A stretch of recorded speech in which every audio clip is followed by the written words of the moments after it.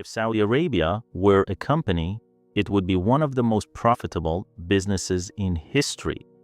For decades, its balance sheet depended on a single product: oil, reliable, scalable, in constant global demand. But today, this company is facing a problem no amount of oil can solve. The world is changing faster than its core product. Electric vehicles are rising, climate policies are tightening, investors are questioning long-term fossil fuel dependency, and demand growth, once guaranteed, is no longer certain. For a country that built its entire operating model around oil exports, this is not a market fluctuation. It is an existential risk. This episode is about Saudi Arabia, the oil giant attempting one of the most ambitious corporate reinventions ever attempted by a nation. Not because it wants to, but because it has to. At its peak, oil revenues funded everything: public jobs, infrastructure, subsidies, geopolitical influence, and social stability. Oil wasn't just a product, it was the business model. At the center of this model stands the world's most profitable company, Saudi Aramco, a firm so large that its profits alone rival the GDP of entire countries. But even Aramco cannot escape a basic corporate truth. When your core product faces long-term decline, scale becomes a liability. Saudi Arabia understands this. That's why, in recent years, it has begun acting less like a petrostate and more like a corporation preparing for a post-core future. New divisions, new revenue streams, new risk tolerance, and a complete rethinking of what the company actually sells to the world. This transformation has a name: Vision 2030, and its ambition is simple but dangerous: to turn an oil-dependent economy into a diversified global business before the old model stops working. But reinvention at this scale comes with a question few corporations ever face. Can a company rewrite its DNA without breaking the system that kept it alive? In the next part, we'll examine how Saudi Arabia built its original oil-based business model, and why that model, once unstoppable, is now a strategic risk. To understand why Saudi Arabia must reinvent itself, we first need to understand how perfectly its original business worked. In 1938, oil was discovered in the Saudi desert. At the time, it was not a strategic vision, it was luck. But Saudi Arabia did something most resource-rich countries fail to do. It built an entire operating system around that resource. Think of Saudi Arabia as a vertically integrated energy corporation. Upstream, massive, low-cost oil reserves, among the cheapest to extract on Earth. Midstream, full state control over production, pricing strategy, and output flexibility. Downstream, global export networks feeding the world's fastest-growing economies. By the 1970s, this company had achieved something close to monopoly power. Through OPEC, Saudi Arabia became the ultimate swing producer, the firm that could open or close the taps and move global prices. Oil shocks were not accidents, they were leverage. Higher prices meant explosive revenue growth, and those revenues funded a unique internal contract. In exchange for political stability, the state provided jobs, subsidies, housing, education, and energy, often at near zero cost. This was not inefficient spending. It was a deliberate business strategy. Oil profits replaced taxes. The government became the employer of first resort. Citizens became shareholders in a national oil company. For decades, it worked. As long as oil demand kept rising, the model scaled effortlessly. More barrels meant more revenue. More revenue meant more stability. No diversification required. But here's the problem every commodity company eventually faces. The market changes faster than the asset base. By the 2010s, cracks began to appear. Oil prices became volatile, global supply diversified, technology reduced dependence on Middle Eastern crude, and climate policy turned oil from an asset into a liability. What was once Saudi Arabia's greatest strength, total dependence on oil, became its single point of failure. In corporate terms, the company was overexposed to one product, one market cycle, and one future that was no longer guaranteed. That realization forced a radical decision: either slowly decline as the world moves on, or attempt a full-scale business model transformation. While the cash machine is still running, in the next part, we'll look at the moment Saudi Arabia officially acknowledged this risk and announced one of the most aggressive reinvention strategies ever attempted by a nation-state. Every company reaches a moment when internal forecasts collide with reality. For Saudi Arabia, that moment arrived in the mid-2000s. Oil was still profitable, but long-term projections told a different story. Population growth was accelerating, public spending was rising, and future oil demand was no longer guaranteed to grow fast enough to pay for both. In corporate terms, margins were strong, but the business model was aging. That's when Saudi Arabia did something unusual for a resource-based economy. It publicly admitted the risk. In 2016, the country unveiled Vision 2030, a blueprint that reads less like a government policy and more like a corporate turnaround plan. At the center of this shift stood Mohammed bin Salman, acting not just as a political leader, but as a CEO with a shrinking time horizon. The logic was clear. Oil would fund the transition, but oil would no longer define the future. Vision 2030 set 3 core objectives. First, diversify revenue, reduce dependence on crude exports by building non-oil income streams. Second, restructure the workforce, move citizens from public sector employment into private enterprise. Third, rebrand the company from a closed petrostate into an investable, globally connected economy. This wasn't incremental reform, it was a controlled shock.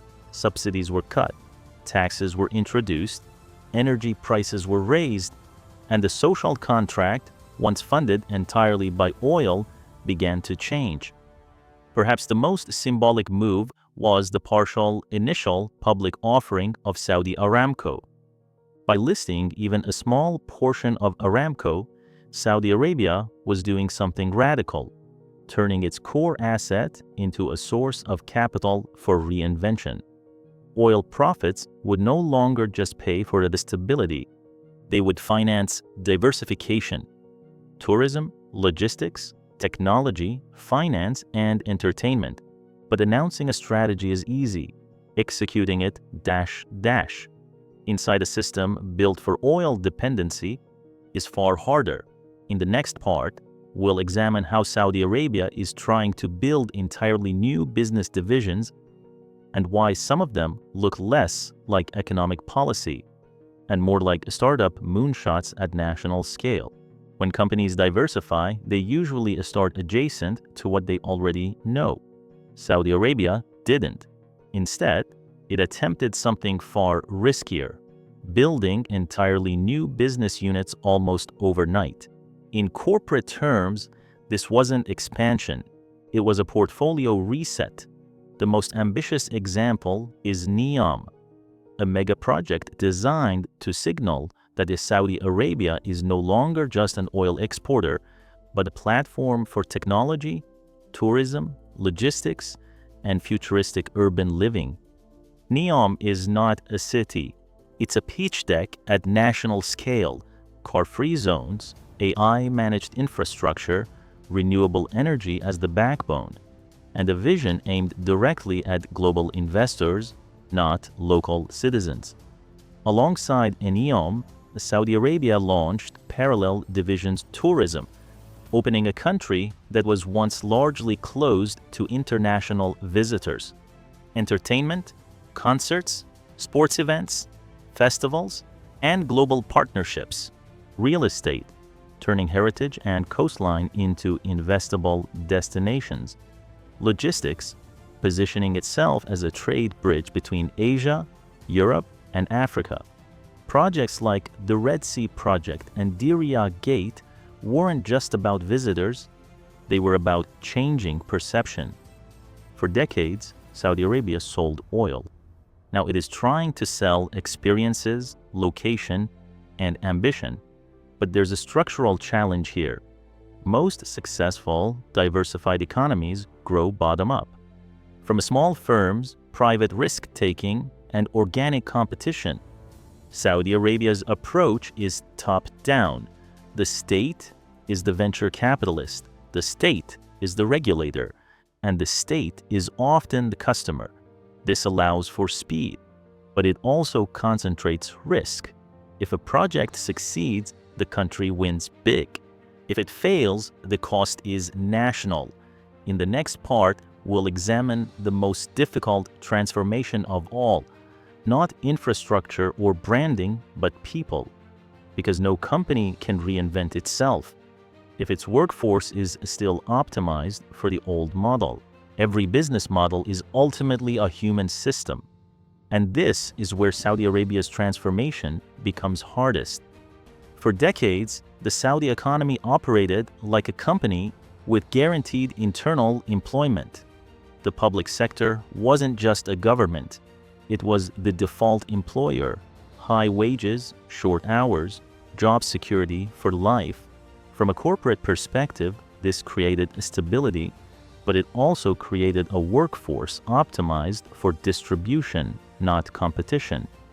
Vision 2030 demands the opposite.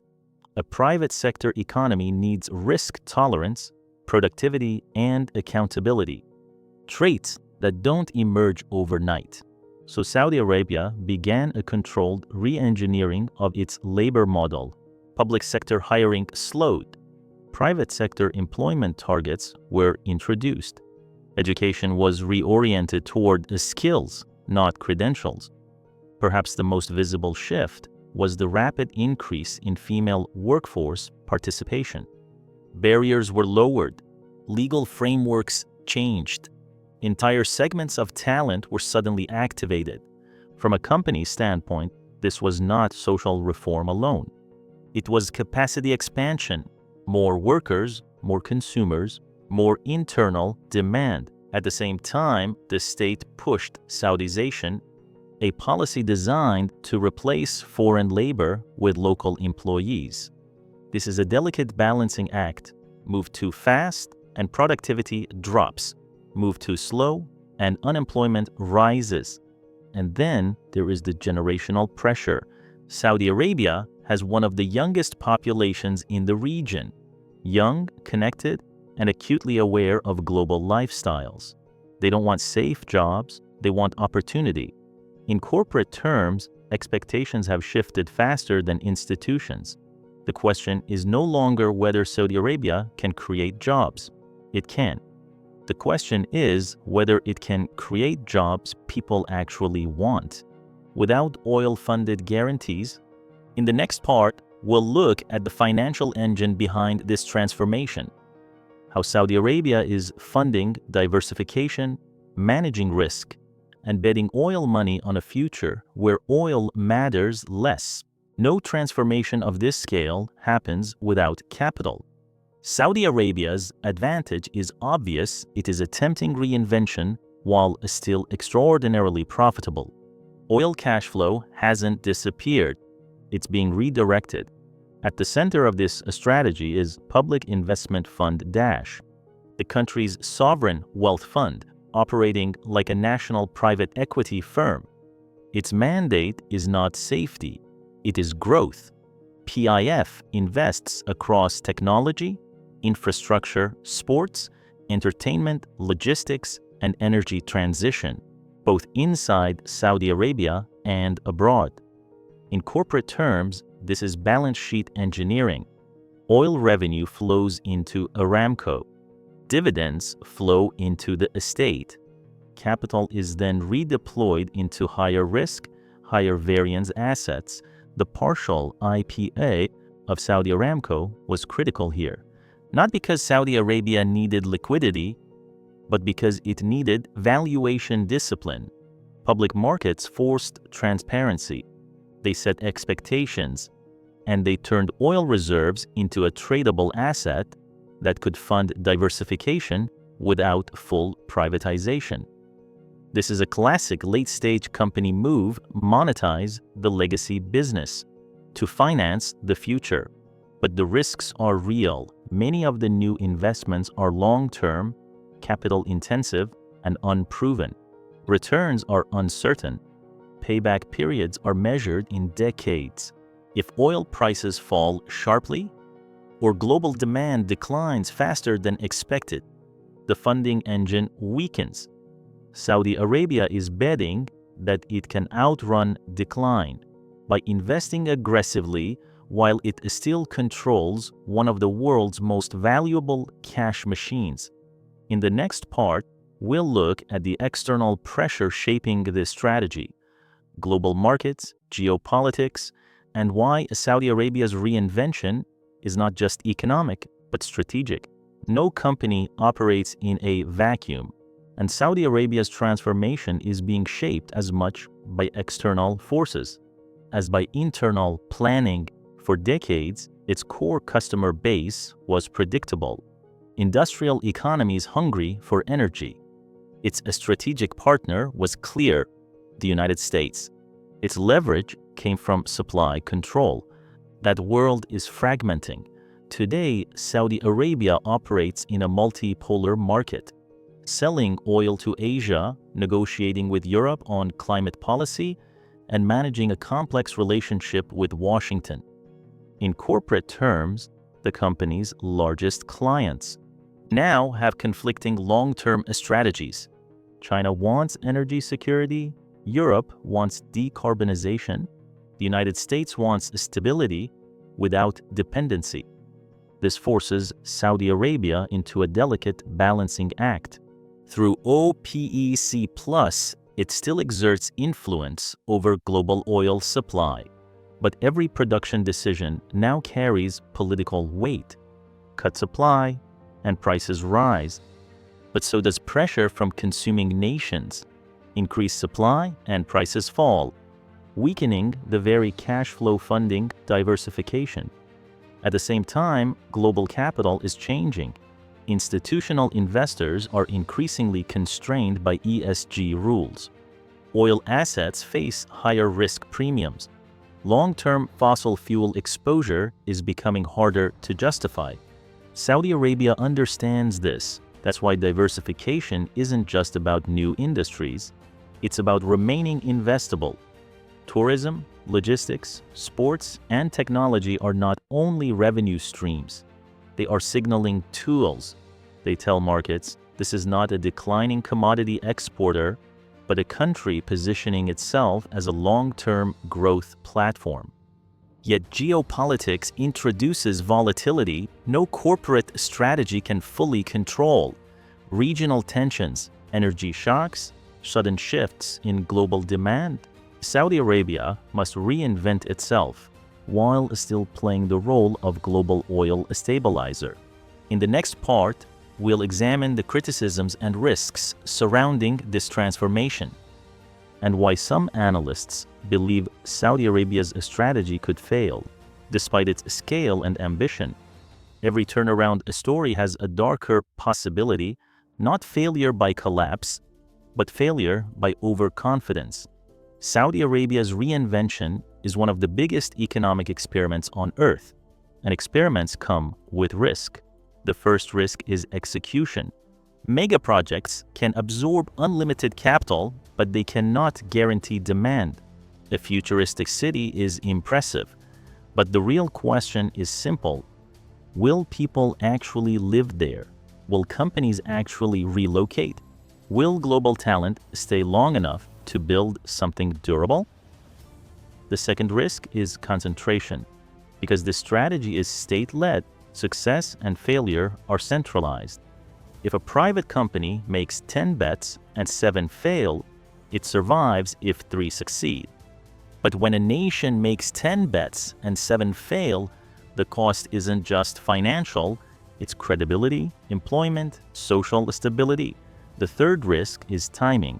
Saudi Arabia's diversification push is running against a clock, not because oil is disappearing tomorrow, but because the world is slowly redesigning energy systems. And while that happens, Saudi Arabia still needs oil revenue to maintain stability today. That creates a tension at the heart of the strategy. The country must spend aggressively without weakening the system that funds the spending. And then there is perception. Saudi Arabia wants to become a global hub for investment, tourism, and talent. But global perception isn't shaped only by projects and branding. It is shaped by governance, regulation, and trust.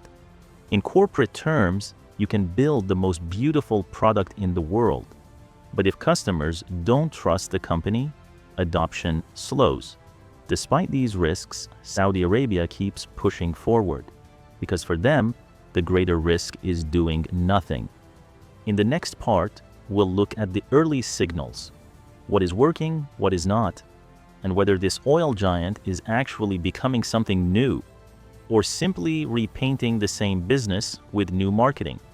A transformation doesn't need to be complete to begin leaving signals, and Saudi Arabia is now far enough into its reinvention that those signals are visible. The most immediate change is revenue composition. Non-oil income has grown significantly over the past few years, from taxes, fees, tourism, logistics, and the state-owned enterprises outside the energy sector. In corporate terms, the company has reduced single product risk, not eliminated it, but diluted it. Tourism offers the clearest early win. Saudi Arabia went from a largely closed destination to issuing tens of millions of visas annually in just a few years. Hotels filled, airports expanded, seasonal events attracted regional and global visitors. This wasn't accidental. It was a deliberate attempt to create a fast-scaling, cash-generating division that could complement oil income. Entertainment followed a similar path. Concerts, sports leagues, and global events did more than generate ticket sales. They changed internal demand. People spent more at home instead of taking money abroad. From a balance sheet perspective, that's capital retention. Foreign investment tells a more mixed story. High-profile deals and partnerships arrived, especially in infrastructure and energy transition. But long-term private capital remains cautious. Investors are watching execution, not announcements. And then there's employment. Private sector jobs have increased. Female participation has surged, but productivity gains lag behind expectations. This is normal for any company transitioning from guaranteed employment to market discipline. The most important metric, however, is not growth, but resilience. Saudi Arabia has begun proving that it can generate income, activity, and demand without relying entirely on oil. That doesn't mean the transformation is complete. It means the direction is real. In the final part, we'll step back and evaluate Saudi Arabia as a company today, what kind of business it is becoming, and whether this reinvention is likely to succeed. Before the old model runs out of time, if Saudi Arabia were a company today, it would no longer be a pure oil producer. It would be a transition stage conglomerate, still powered by its legacy cash machine, but actively building the next generation of revenue. That's what makes this story so rare. Most companies wait too long to change. They defend the old model until margins collapse, then they pivot with no capital left. Saudi Arabia is attempting the opposite.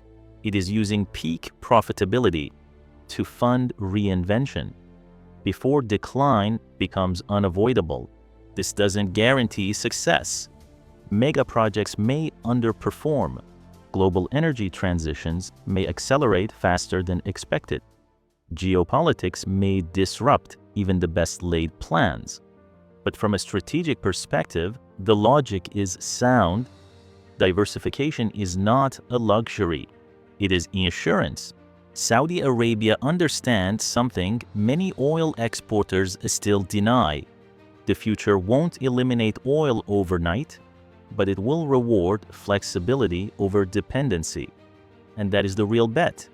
Not that oil disappears, but that the world moves on. While some companies adapt and others don't, Saudi Arabia has chosen to adapt publicly, aggressively, and at historic scale.